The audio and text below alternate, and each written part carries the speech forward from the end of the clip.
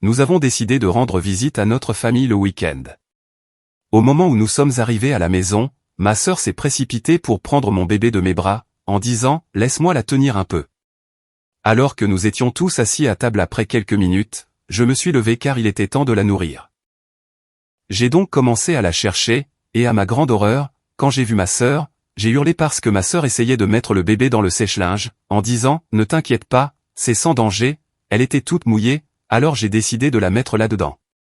J'ai immédiatement essayé de me précipiter vers ma fille, mais ma mère m'a bloqué le passage, en disant « Calme-toi, elle est juste en train de la sécher ».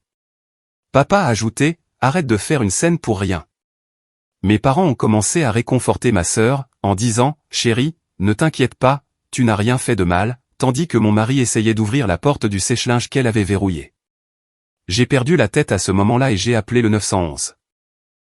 Ce qui est arrivé à ma fille nous a brisés, mais ce que je leur ai fait les a laissés dans la terreur. J'ai probablement écrit cette histoire 100 fois dans ma tête au cours des 3 dernières années. Chaque version ressort différente. Certains soirs, je la raconte avec une rage qui brûle à travers chaque mot, et d'autres soirs, je suis tellement engourdi qu'on dirait un rapport de police. Ce soir, je vais essayer de l'écrire clairement du début à la fin car la dernière audience au tribunal a eu lieu hier, et pour la première fois depuis que ce cauchemar a commencé, je peux enfin dire que justice a été rendue. Mon nom n'a pas d'importance pour cette histoire. Ce qui compte, c'est que j'ai 34 ans. Je suis marié à mon mari, Derek, depuis 7 ans. Et il y a 3 ans, nous avons eu notre premier et unique enfant ensemble. Nous l'avons nommée Rosalie, d'après ma grand-mère paternelle, décédée quand j'avais 17 ans. Elle était la plus belle chose que j'ai jamais vue de ma vie, 10 doigts, 10 orteils, une tête pleine de cheveux noirs tout comme son papa, et ses énormes yeux noisettes qui semblaient observer tout autour d'elle avec tant de curiosité. Derek et moi avions eu du mal à concevoir pendant près de 4 ans avant que Rosalie n'arrive. Nous avions fait 3 cycles de FIV, dépensé près de 60,000 $, et enduré plus de chagrin d'amour que je ne souhaite en décrire ici.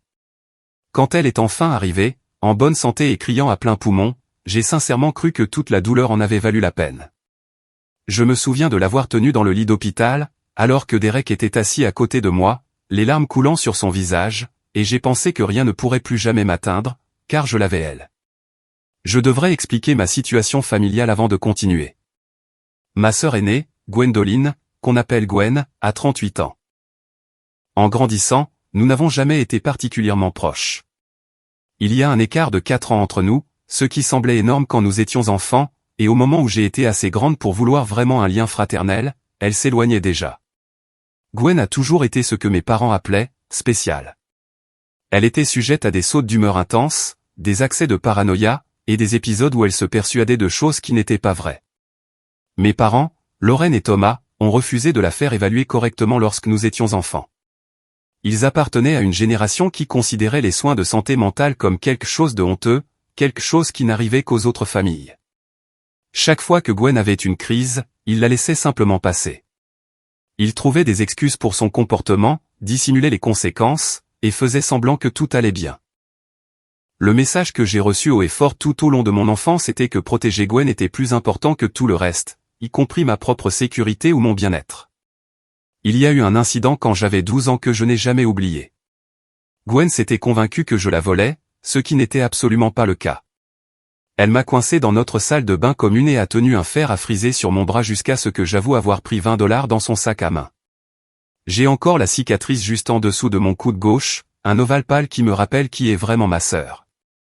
Quand mes parents ont vu la brûlure, ma mère m'a obligé à dire à quiconque demandait que je me l'étais faite moi-même par accident. Mon père m'a fait asseoir et m'a expliqué que Gwen traversait une période difficile et que je devais être plus compréhensive. Ce schéma s'est poursuivi tout au long de nos vies. Gwen a abandonné l'université après 2 semestres parce qu'elle accusait sa colocataire d'empoisonner sa nourriture. Elle a enchaîné les emplois, ne durant jamais plus de 6 mois dans aucun d'entre eux avant qu'un conflit ne surgisse.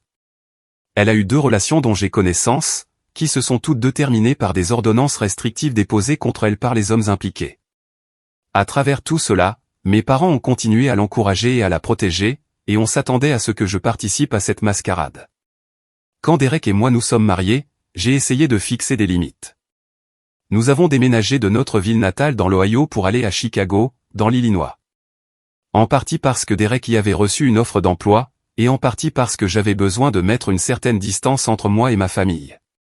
Pendant quelques années, les choses ont été paisibles. Nous rendions visite pour les grandes fêtes et endurions des dîners gênants où mes parents nous mettaient au courant de la dernière crise de Gwen, tandis qu'elle restait assise silencieusement à table, observant tout le monde avec ses yeux sombres et inquiétants. Après la naissance de Rosalie, ma mère a commencé à nous presser de venir plus souvent. Elle disait qu'elle voulait désespérément être grand-mère, et qu'il n'était pas juste que nous gardions son unique petit enfant si loin. Derek était réticent, mais je me sentais coupable. Malgré tout, une partie de moi recherchait encore l'approbation de mes parents. Je voulais qu'ils voient la belle vie que j'avais construite, la famille que j'avais créée à travers tant de luttes et de sacrifices. Alors, quand Rosalie a eu 4 mois, j'ai accepté de faire le trajet pour une visite le temps d'un week-end. Le voyage lui-même s'est déroulé sans incident. Rosalie a dormi pendant la majeure partie des 5 heures de route, ne se réveillant que 2 fois pour être nourrie. Derek et moi avons parlé de nos projets pour son premier Noël, débattu de l'opportunité de prendre un chien, et écouté un podcast sur des crimes réels qui nous obsédaient tous les deux. Cela semblait si normal, si paisible. Je n'avais aucune idée que tout était sur le point de changer. Nous sommes entrés dans l'allée de mes parents un samedi après-midi de début octobre. Les feuilles commençaient à peine à changer de couleur, et je me souviens avoir pensé à quel point la vieille maison était pittoresque avec son érable rouge dans la cour avant, laissant tomber des feuilles cramoisies sur la pelouse. Ma mère est sortie en courant avant même que nous soyons garés, les bras tendus, appelant déjà sa petite fille. Derek a sorti le siège auto de l'arrière pendant que je rassemblais nos sacs. Nous avons marché ensemble jusqu'à la porte d'entrée, et c'est là que Gwen est apparue. Elle vivait de nouveau chez mes parents après l'échec de sa dernière situation de logement, chose que je savais mais à laquelle j'essayais de ne pas penser. Elle avait l'air différente de la dernière fois que je l'avais vue, plus maigre et les yeux plus cernés, avec ses cheveux noirs tirés en arrière dans une queue de cheval sévère qui accentuait les angles vifs de son visage. Dès que nous sommes entrés, Gwen s'est précipitée vers moi les bras tendus. « Laisse-moi la tenir un peu », a-t-elle dit, tendant déjà les bras vers Rosalie avant que je puisse réagir. Quelque chose dans son énergie semblait anormal, maniaque et trop intense, mais ma mère se tenait juste là, rayonnante, et je ne voulais pas faire une scène avant même que nous ayons enlevé nos manteaux. J'ai remis Rosalie, regardant Gwen la bercer maladroitement. Elle n'avait jamais montré beaucoup d'intérêt pour les bébés auparavant, n'avait jamais posé de questions sur ma grossesse ni commenté les photos que j'avais partagées. Mais maintenant, elle fixait Rosalie avec une expression que je n'arrivais pas tout à fait à lire. Quelque chose entre la fascination et la faim.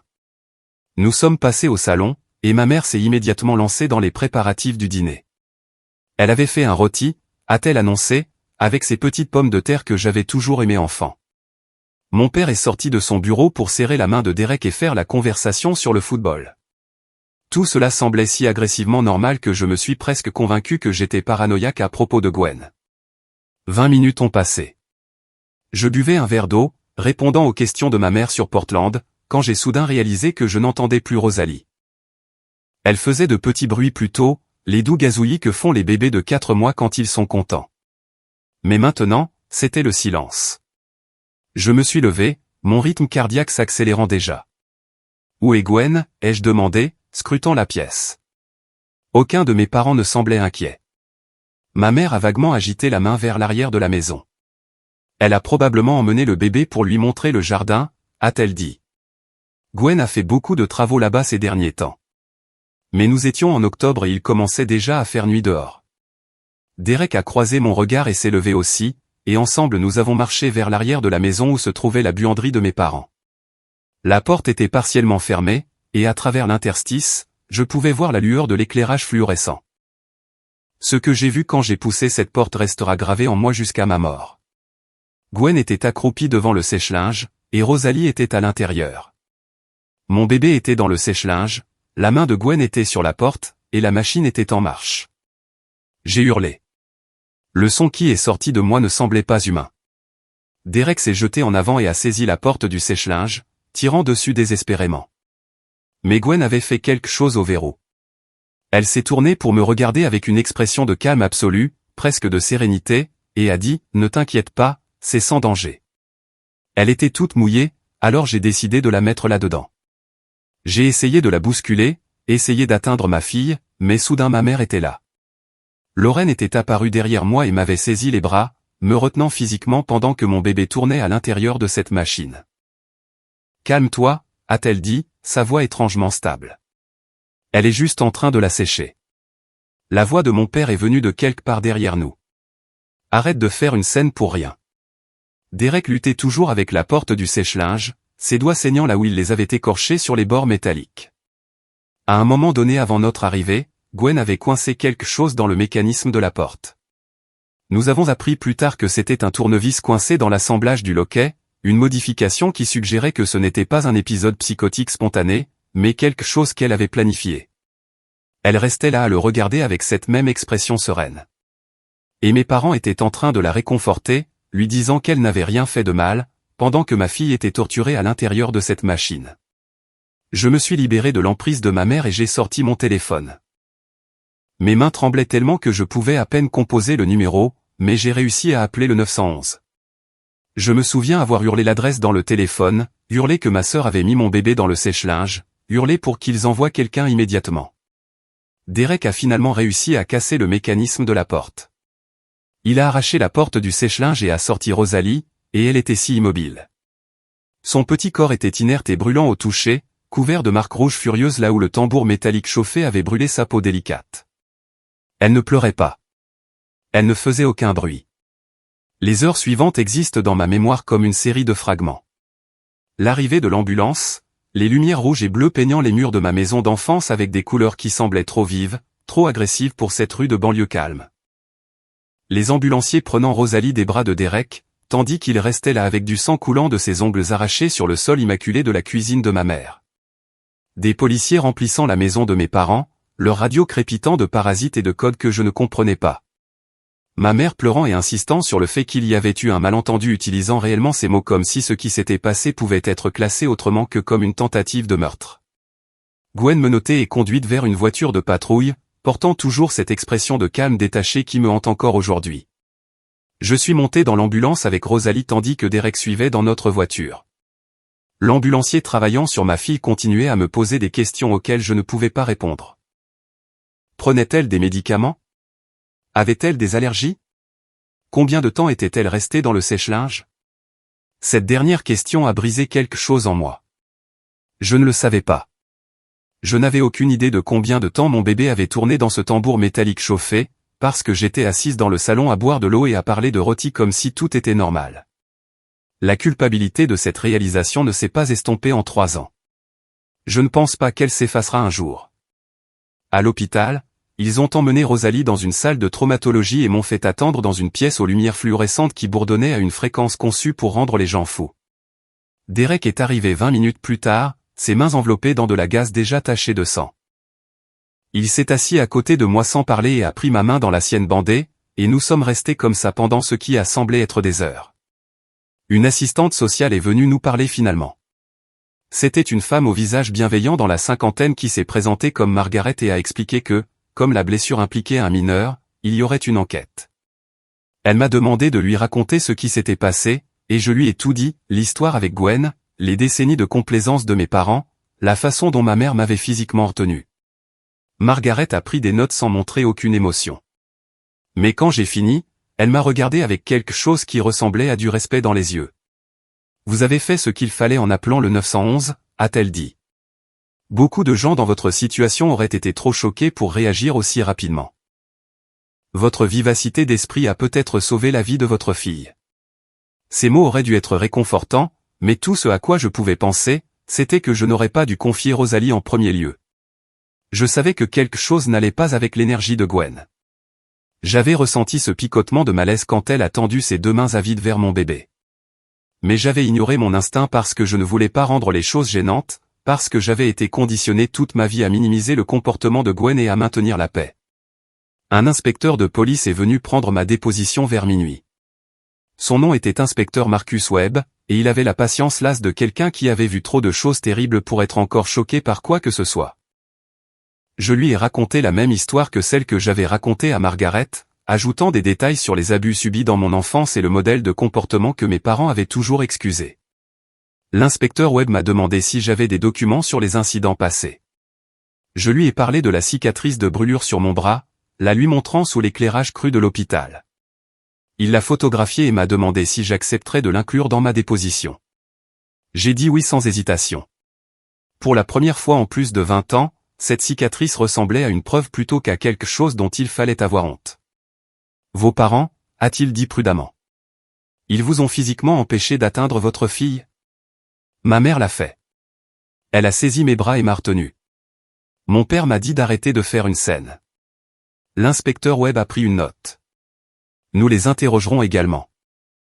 D'après ce que vous m'avez dit, il pourrait y avoir des motifs d'accusation au-delà de votre sœur. J'ai ressenti une lueur de quelque chose qui aurait pu être de l'espoir. Toute ma vie, mes parents avaient agi comme s'ils étaient intouchables, comme si leur respectabilité et leur position dans la communauté les rendaient immunisés contre les conséquences.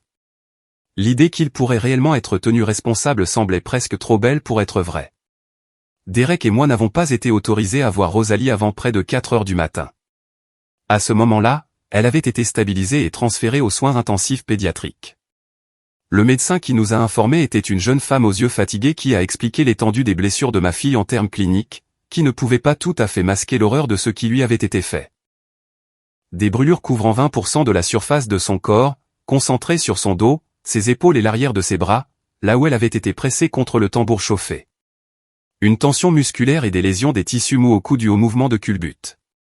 Une température corporelle élevée qui avait été ramenée à la normale avec des mesures de refroidissement.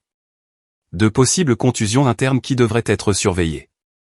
Elle va avoir besoin d'une intervention chirurgicale, a dit le médecin. Des greffes de peau, très probablement. Nous en saurons plus dans les prochains jours en évaluant la guérison des brûlures.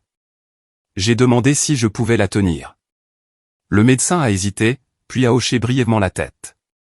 Elle est sous sédatif en ce moment, donc elle ne saura pas que vous êtes là, mais parfois les parents ont autant besoin de ce contact que les enfants.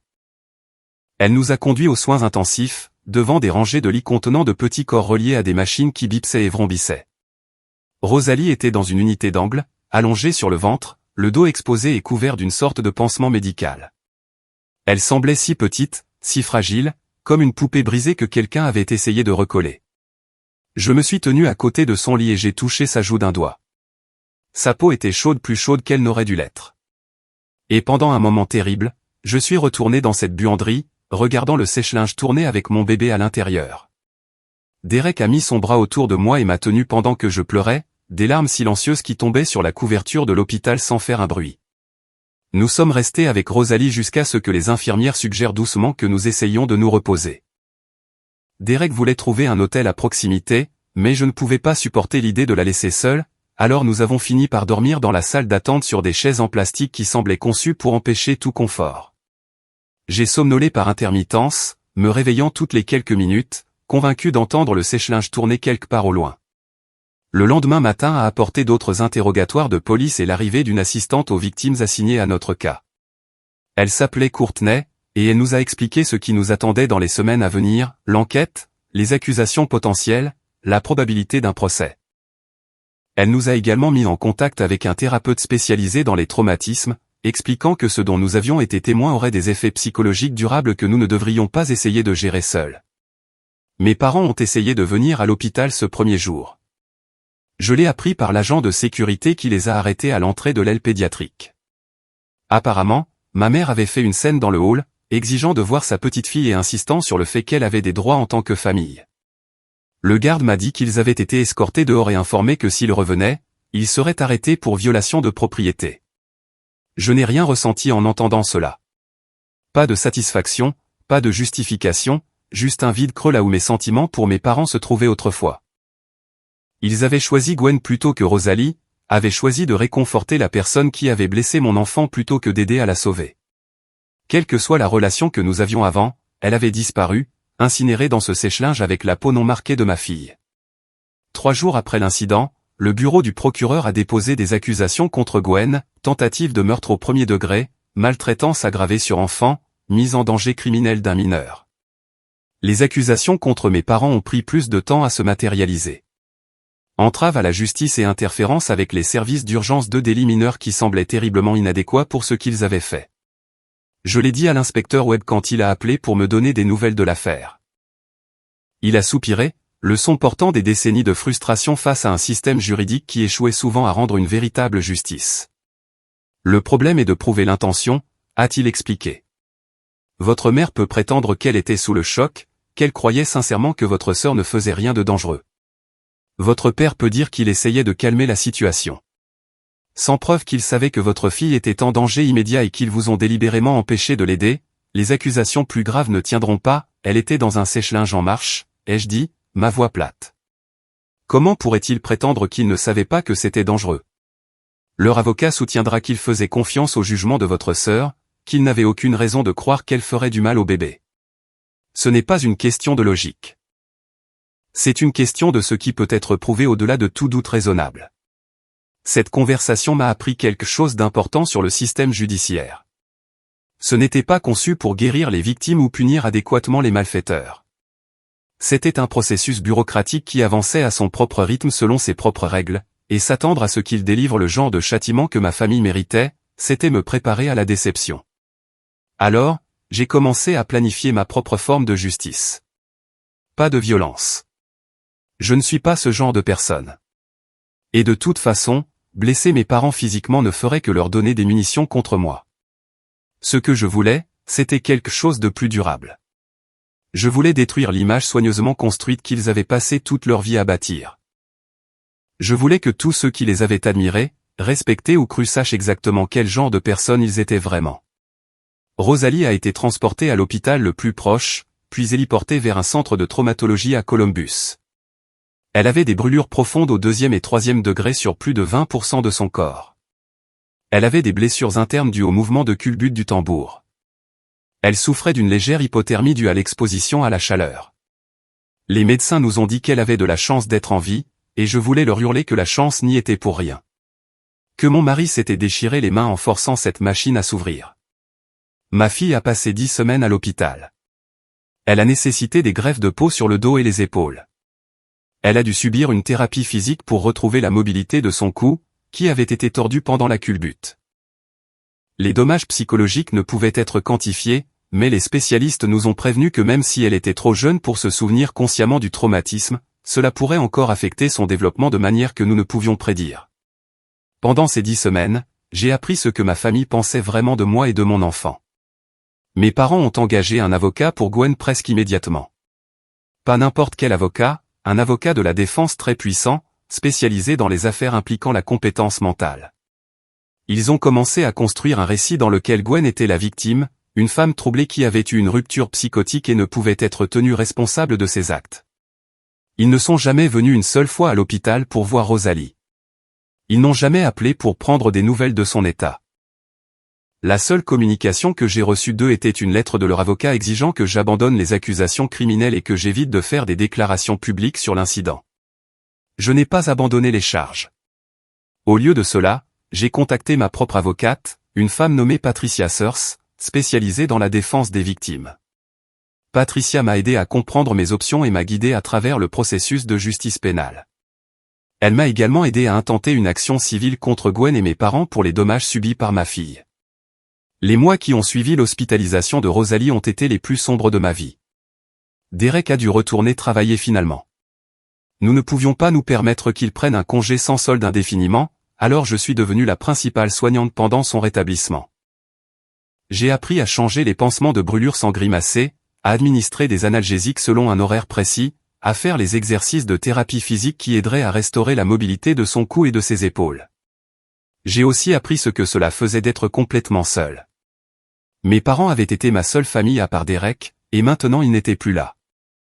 Je n'avais pas de frères et sœurs en qui avoir confiance, pas de tante ou d'oncle qui pourrait prendre mon parti, pas de grand-mère pour offrir sagesse et réconfort. Les amis que j'avais en grandissant dans l'Ohio s'étaient éloignés depuis longtemps, et ceux que je m'étais fait à Chicago étaient trop récents pour que je puisse m'appuyer sur eux pour quelque chose d'aussi lourd. L'isolement m'a rendu en colère d'une manière que je n'avais jamais connue auparavant. La colère est devenue ma compagne constante, un feu brûlant doucement qui m'a alimenté à travers les rendez-vous médicaux interminables et les nuits sans sommeil. Je restais éveillé à 3 heures du matin dans la salle familiale de l'hôpital qu'il nous laissait utiliser. Rosalie enfin endormie dans son berceau médical au bout du couloir et je fantasmais sur toutes les façons dont je pourrais faire payer ma famille pour ce qu'ils avaient fait. Patricia Sears est entrée dans ma vie au cours de la 4e semaine d'hospitalisation de Rosalie. Elle m'avait été recommandée par Courtney, l'assistante aux victimes, qui avait reconnu que j'avais besoin de quelqu'un dans mon camp capable de se battre aussi salement que les avocats coûteux de mes parents. Patricia était au début de la soixantaine, avec des cheveux argentés et des yeux bleus perçants à qui rien n'échappait. Elle avait passé toute sa carrière à représenter des victimes de violences domestiques et familiales. Et quand je lui ai raconté mon histoire, elle n'a pas bronché, ni exprimé de choc, ni offert de platitudes vides. « J'ai déjà vu ce schéma », a-t-elle dit lors de notre première rencontre. L'enfant roi qui ne peut rien faire de mal. Le bouc émissaire qui est censé absorber tout le dysfonctionnement. Les parents qui sacrifieront n'importe quoi pour maintenir l'illusion d'une famille parfaite. Cela ne dégénère généralement pas jusqu'à un tel extrême, mais la dynamique sous-jacente est toujours la même. Avoir quelqu'un qui nommait ce que j'avais vécu avec tant de précision a été comme une révélation. J'avais passé tant d'années à remettre en question mes propres perceptions, me demandant si j'étais trop sensible ou injuste envers ma famille. L'évaluation factuelle de Patricia a validé des décennies de doutes refoulés. Elle m'a également aidé à comprendre mes options juridiques plus en profondeur que Courtney ou l'inspecteur Webb n'avaient pu le faire. Au-delà de l'affaire pénale, qui était gérée par le bureau du procureur, je pouvais poursuivre des recours civils. Je pouvais poursuivre Gwen pour dommages et intérêts, bien qu'elle n'ait aucun bien, donc tout jugement serait largement symbolique. Plus important encore, je pouvais poursuivre mes parents. Ils ont de l'argent, a observé Patricia en examinant les informations générales que j'avais fournies. La pension de votre père, l'héritage de votre mère de ses parents, la valeur nette de leur maison. Si nous pouvons établir que leur négligence a contribué aux blessures de votre fille, nous pouvons les faire payer. Littéralement. Le procès civil a pris forme au cours des mois suivants, tandis que l'affaire pénale suivait son cours à travers les audiences préliminaires et les requêtes. Patricia a travaillé avec moi pour documenter chaque cas de comportement complaisant dont je pouvais me souvenir, construisant une chronologie de l'instabilité de Gwen et de l'échec de mes parents à y remédier. Nous avons retrouvé d'anciens dossiers médicaux montrant que Gwen avait été recommandée pour une évaluation psychiatrique à plusieurs reprises à l'adolescence, des recommandations que mes parents avaient ignorées. Nous avons trouvé les rapports de police des ordonnances restrictives déposées par ses ex-petits amis, des ordonnances qui avaient été accordées parce que les juges avaient trouvé des preuves crédibles que Gwen représentait une menace. Pendant ce temps, je regardais ma fille commencer lentement à guérir. Rosalie a subi sa première greffe de peau 6 semaines après l'incident, et je suis resté assise dans la salle d'attente chirurgicale pendant 4 heures, incapable de lire, de regarder la télévision ou de faire quoi que ce soit d'autre que de prier un Dieu auquel je n'étais pas sûr de croire.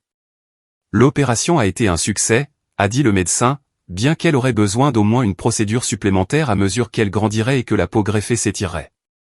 Nous avons finalement pu la ramener à la maison 2 mois et demi après ce week-end d'octobre. Notre appartement à Chicago n'avait jamais semblé plus accueillant que le jour où nous l'avons porté à travers la porte. Derek avait décoré sa chambre avec une nouvelle literie et un mobile, essayant de créer un nouvel espace qui ne contenait aucun souvenir de ce qui s'était passé. Je me tenais dans l'embrasure de la porte, le regardant l'installer dans son berceau, et pour la première fois depuis l'incident, je me suis permis de ressentir autre chose que de la rage. De l'espoir. Fragile et timide, mais présent néanmoins. L'affaire pénale a pris 18 mois pour traverser les tribunaux. L'équipe de défense de Gwen a poussé fort pour un plaidoyer de folie, affirmant qu'elle avait vécu un épisode psychotique et croyait sincèrement qu'elle aidait le bébé. Ils ont fait venir des psychiatres qui ont témoigné de sa longue histoire de problèmes de santé mentale, les mêmes problèmes que mes parents avaient passé des décennies à refuser d'aborder. Mais l'accusation avait des preuves aussi. Ils avaient des SMS entre Gwen et sa seule amie, une femme nommée Diane, dans lesquelles Gwen avait exprimé du ressentiment envers moi pour avoir eu un bébé. Elle pense qu'elle est si spéciale maintenant, disait un message. Comme si son gosse stupide était meilleur que les autres. Quelqu'un devrait la faire descendre de son piédestal. Ils avaient des témoignages de voisins qui avaient entendu Gwen parler de la façon dont je l'avais abandonnée en déménageant. Ils avaient mon propre témoignage sur les abus que j'avais subis de sa part dans mon enfance, la cicatrice de brûlure que je portais depuis plus de 2 décennies. Le jury a déclaré Gwen coupable de tentative de meurtre et de maltraitance aggravée sur enfant. Elle a été condamnée à 25 ans de prison sans possibilité de libération conditionnelle pendant les 15 premières années. Lorsque le verdict a été lu, mes parents, désespérés d'éviter la publicité d'un procès, ont accepté de payer 1,2 million de dollars de dommages et intérêts. L'argent a été placé dans un fonds pour les futurs soins médicaux et la thérapie de Rosalie. Je n'ai tiré aucune satisfaction personnelle du règlement. Aucune somme d'argent ne pouvait défaire ce qui avait été fait. Mais Patricia m'a assuré que les frappés au portefeuille étaient le seul langage que des gens comme mes parents comprenaient. Mais la victoire juridique ne me suffisait pas. J'avais besoin que mes parents fassent face aux conséquences réelles de leur rôle dans ce qui s'était passé. Ils n'avaient pas seulement encouragé Gwen ce jour-là. Ils m'avaient physiquement retenu pour m'empêcher de sauver mon propre enfant. Ils m'avaient dit de me calmer pendant que mon bébé était blessé.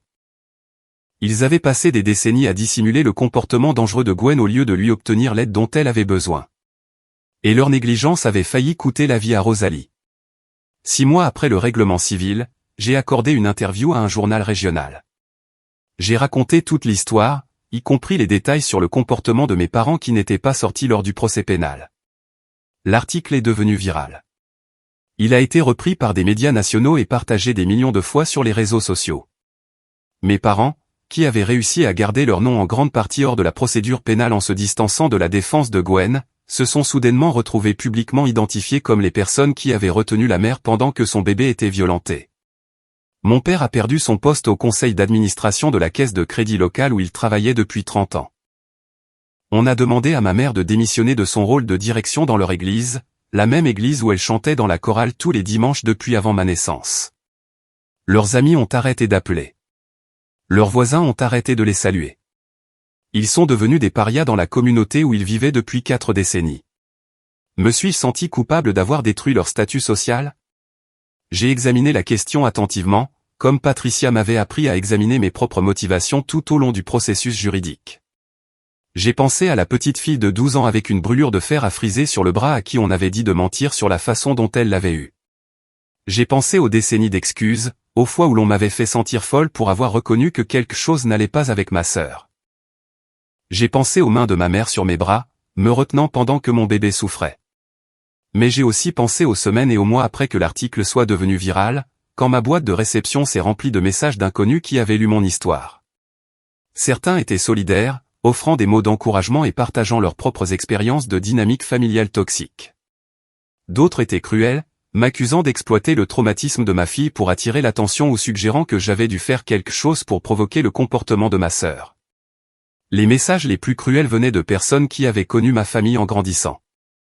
D'anciens voisins, des membres de l'église de mes parents, de vieux amis de la famille qui se souvenaient de moi comme d'une enfant calme et sans histoire. Ils m'accusaient de mentir, d'exagérer, d'être jalouse de la relation spéciale de Gwen avec nos parents. Une femme, Madame Caldwell, qui avait vécu à 3 portes de chez nous pendant toute mon enfance, m'a envoyé une lettre de 3 pages expliquant que Lorraine et Thomas étaient de bonnes personnes qui avaient toujours fait de leur mieux dans une situation difficile, et que déballer les affaires de famille en public était une trahison de tout ce que les familles décentes représentaient. J'ai lu cette lettre assise à ma table de cuisine pendant que Rosalie faisait la sieste dans la pièce d'à accent grave côté. Derek m'a trouvé toujours assise là 1 heure plus tard, les pages froissées dans mon poing, les larmes coulant sur mon visage. Il n'a pas demandé ce qui n'allait pas. Il avait vu assez de messages à ce moment-là pour comprendre. Il a juste passé ses bras autour de moi et m'a tenu pendant que je pleurais la frustration de ne pas être cru par des gens qui auraient dû voir ce qui se passait depuis le début. Ils ont choisi de ne pas voir, a dit Derek doucement. C'est plus facile de croire que tes parents faisaient de leur mieux que d'admettre qu'ils ont regardé un enfant se faire maltraiter sans rien faire. S'ils reconnaissent ce qui t'est arrivé, ils doivent reconnaître leur propre échec à intervenir. Mon mari avait toujours été perspicace, mais cette observation a traversé toute ma confusion et ma douleur avec une précision chirurgicale. Il avait raison. Les gens qui défendaient mes parents ne défendaient pas vraiment mes parents.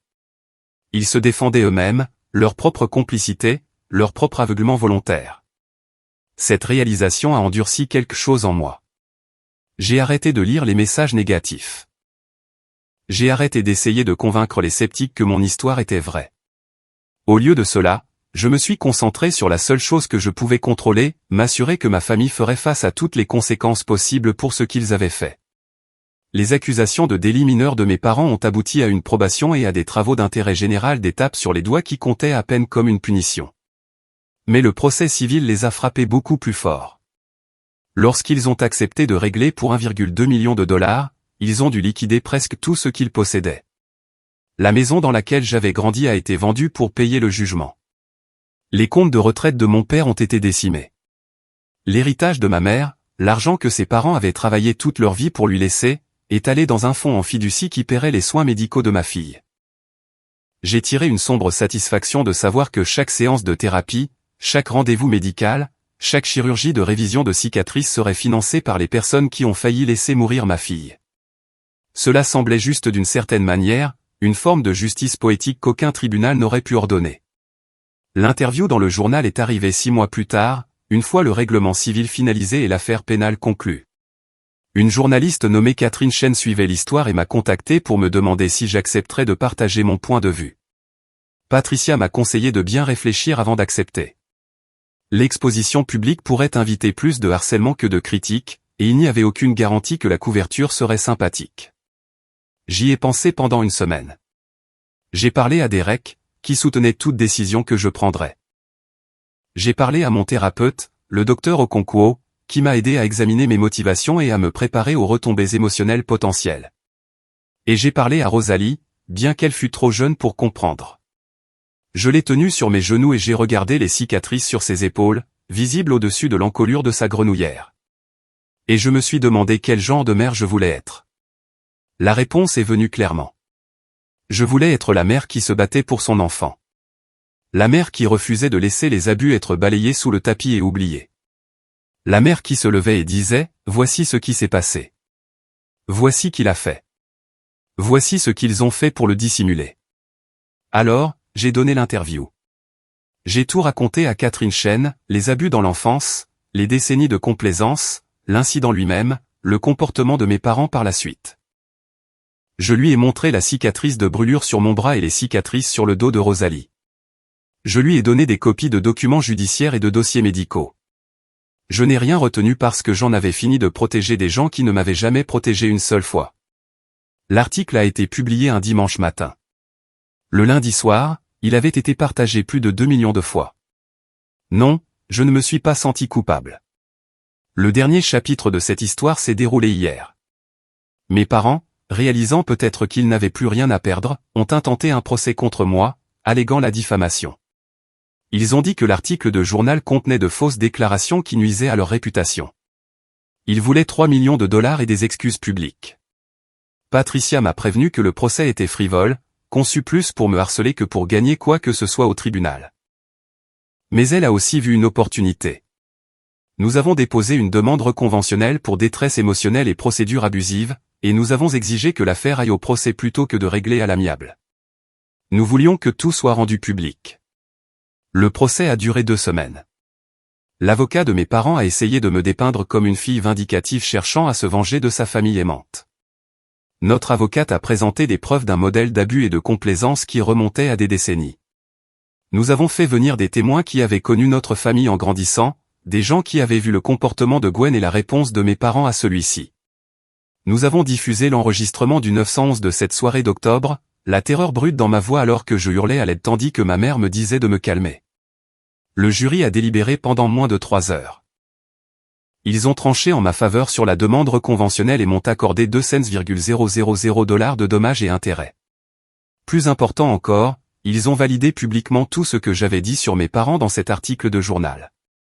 Chaque mot que j'avais prononcé sur leur négligence, leur complaisance, leur choix de protéger Gwen plutôt que de protéger leur petit enfant, tout cela était maintenant une question d'archives judiciaires. Mes parents sont restés immobiles à la lecture du verdict. Ma mère avait l'air d'avoir vieilli de 20 ans depuis la dernière fois que je l'avais vue. Mon père refusait de croiser mon regard. Pour la première fois de ma vie, j'ai eu l'impression qu'il me voyait enfin, comprenant enfin que je n'allais plus rester silencieuse. Rosalie a 3 ans et demi maintenant. Elle porte des cicatrices dans le dos et sur les épaules qui ne s'effaceront jamais complètement. Elle suit une thérapie 2 fois par semaine pour aider à traiter le traumatisme dont son petit corps se souvient même si son esprit conscient ne le fait pas. Certains soirs, elle se réveille en hurlant, et Derek ou moi devons la bercer pour la rendormir en lui chuchotant qu'elle est en sécurité, que personne ne lui fera plus jamais de mal. Mais c'est aussi la petite fille la plus brillante, la plus drôle et la plus résiliente que je connaisse. Elle adore les dinosaures, la couleur violette et inventer des chansons sur ces animaux en peluche. Elle court m'accueillir tous les jours quand je vais la chercher à la maternelle. Et son sourire est si large et authentique qu'il me fait croire à nouveau aux bonnes choses. Je ne sais pas si ce que j'ai fait à mes parents compte comme une vengeance. Peut-être est-ce la justice. Peut-être sont-ce simplement les conséquences qui rattrapent enfin des gens qui ont passé toute leur vie à les éviter.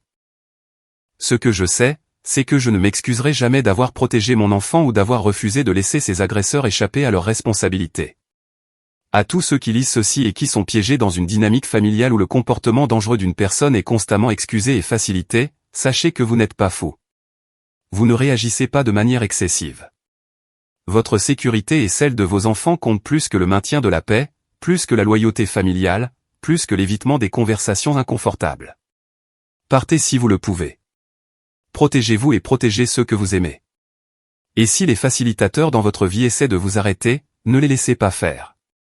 C'est la leçon que j'ai apprise à la dure, avec les cicatrices de ma fille comme rappel permanent. Je porterai la culpabilité de ne pas avoir reconnu le danger plus tôt pour le reste de ma vie. Mais je porterai aussi la certitude que, lorsque cela comptait le plus, j'ai finalement choisi mon enfant plutôt que le dysfonctionnement de ma famille. Rosalie méritait ce choix. Elle méritait une mère qui se battrait pour elle, qui détruirait chaque relation et brûlerait chaque pont pour la garder en sécurité. Et elle en a une maintenant. Elle en aura toujours une. Certaines personnes pourraient lire ceci et penser que je suis allé trop loin. Elles pourraient dire, j'aurais dû pardonner à mes parents. J'aurais dû essayer de réparer la relation au lieu de détruire leur vie. À ces personnes, je n'offre que ceci, imaginez votre enfant dans ce sèche-linge. Imaginez le bruit de la machine en marche. Imaginez le silence terrifié de votre bébé. Imaginez quelqu'un vous retenant et vous disant de vous calmer. Ensuite, dites-moi que je suis allé trop loin. J'ai fini d'être la fille qui se tait pour protéger les sentiments des autres. J'ai fini de trouver des excuses pour des gens qui ont failli tuer mon enfant. Et j'ai absolument fini de laisser l'héritage d'abus et de déni de ma famille se perpétuer dans une autre génération. Rosalie grandira en sachant qu'elle est aimée, protégée et crue. Elle n'aura jamais à cacher ses cicatrices ou à inventer des histoires sur la façon dont elle les a eues. On ne lui dira jamais que maintenir la paix est plus important que sa sécurité. C'est ma victoire. C'est ma vengeance. Et je referai tout cela sans un instant d'hésitation.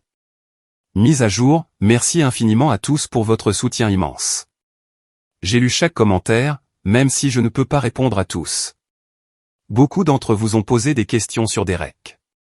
Il a été absolument mon rock à travers tout cela et continue d'être le meilleur partenaire et père que je puisse demander. Ses mains ont guéri avec un minimum de cicatrices, bien qu'il ait encore du mal à regarder les sèche-linges sans être déclenché. Nous avons tous les deux suivi une thérapie individuellement et en couple, et cela nous a aidés plus que je ne peux l'exprimer. Pour ceux qui demandent des nouvelles du statut actuel de Gwen, elle reste en prison d'État et sera éligible à un examen de libération conditionnelle dans 12 ans. J'ai déjà rempli les papiers pour être informé de toute future audience de libération conditionnelle et pour soumettre une déclaration de la victime s'opposant à sa libération. Elle ne sortira pas plus tôt si j'ai mon mot à dire. Quant à mes parents, je ne sais sincèrement pas ce qui leur est arrivé après le procès. Nous n'avons eu aucun contact depuis le verdict, et j'ai bloqué leur numéro et email il y a des années. Quelqu'un dans les commentaires a mentionné que les registres fonciers montrent qu'ils ont vendu leur maison et déménagé hors de l'État. J'espère que, où qu'ils soient, ils prennent enfin du recul sur ce qu'ils ont fait et qui ils ont protégé à mes dépens. À tous ceux qui ont partagé leurs propres histoires de dysfonctionnement familial et d'abus, je vous vois. Je vous crois. Et je suis tellement désolé pour ce que vous avez enduré. Vous méritez mieux, et il n'est jamais trop tard pour vous choisir vous-même et choisir votre sécurité plutôt que des liens familiaux toxiques. Rosalie vient de me demander de venir lui lire une histoire pour dormir, alors je me déconnecte. Merci encore de m'avoir permis de partager cela avec vous. Tout écrire a été plus cathartique que je ne l'espérais.